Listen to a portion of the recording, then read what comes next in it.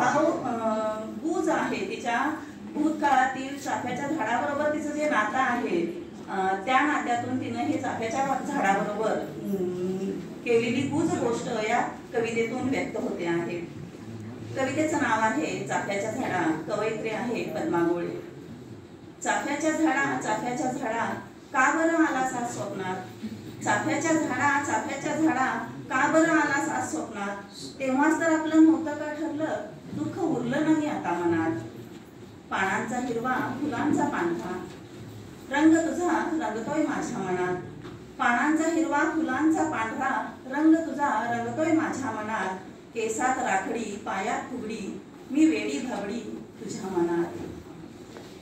चाफ्याच्या झाडा नको ना रे पाणी डोळ्यात आणू, चाफ्याच्या झाडा नको ना रे पाणी डोळ्यात आणू. ओळखीच्या सुरात ओळखीच्या तालात हदग्याची गाणी नको ना रे म्हणू. तुझ्याच आळ्यात एक पाय तळ्यात एक पाय मळ्यात खेळली ना, तुझ्याच आळ्यात एक पाय तळ्यात एक पाय मळ्यात खेळली ना. जसे काही घोड्यावर तुझ्याच फांद्यांवर बसून आभाळवर फिरली ना. चाफ्याच्या झाडा पानात मनात खुपतय ना, चाफ्याच्या झाडा पानात मनात खुपतय ना. काहीतरी चुकतंय कुठेतरी दुखतंय तुलाही कळतंय ना.